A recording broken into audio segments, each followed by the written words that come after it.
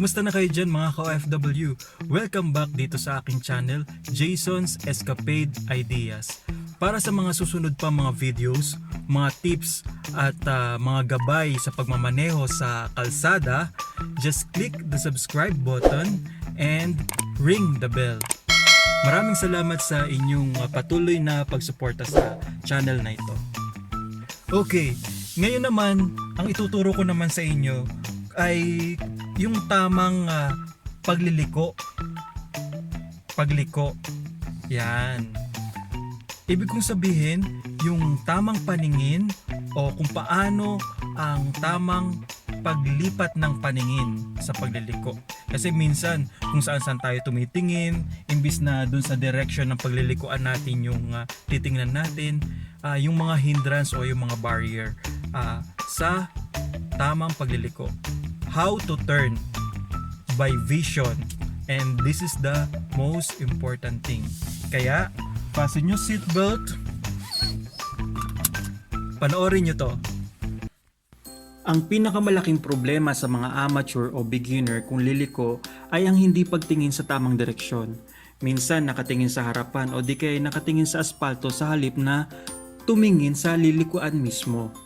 Isang halimbawa kung saan tumitingin ng mga amateur o beginner kapag lumiliko ay nakatingin sa bahay, sa harap, sa sidewalk o sa asfalto sa harap ng kotse.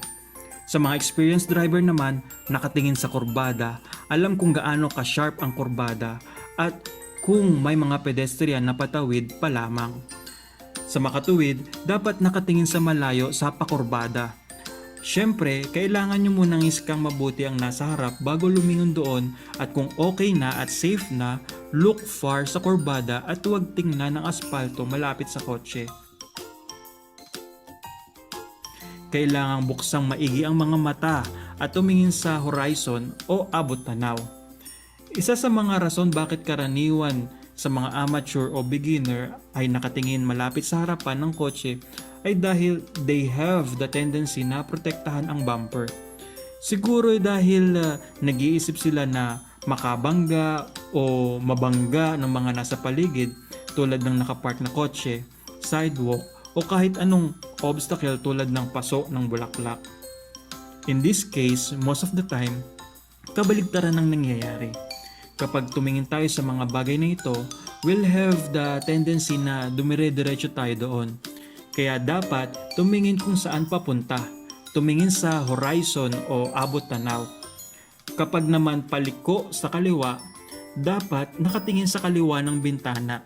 Sa mga beginners o amateurs sa sitwasyong tulad nito, nakatingin sa harapan, sa windshield o sa wall ng building sa harap. Hanggang sa makatuwid na ang kotse, dapat tumingin sa windshield ulit at hanggang sa makaliko na sa kaliwa. Iyon ay mga 90 degrees o higit pa sa tansya ko. Tulad ngayon, halimbawa paliko ako, halimbawa sa kaliwa sa 90 degrees na kurbada, ay tumingin ako sa kaliwa ng bintana at tiningnan ko ang papalapit na kurbada hanggang sa makita ko yung dulo ng kalsada, dapat nakatingin din doon.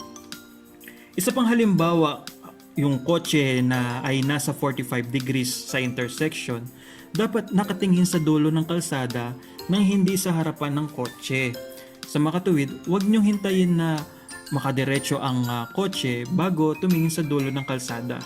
Kapag tumingin kayo sa harapan, isipin yung kaliwang bintana ay kulay itim na wala kayong ideya kung saan kayo papunta, kung gaano ka-sharp ang lilikuan nyo, kung may mga nakapark na kotse at kung may mga tumatawid na pedestrian at iba pa.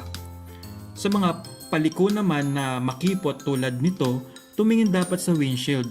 Tapos tumingin sa palikong kurbada hanggang sa abot tingin at huwag tumingin ng diretso sa harapan nyo. Sa pakanang pagliko naman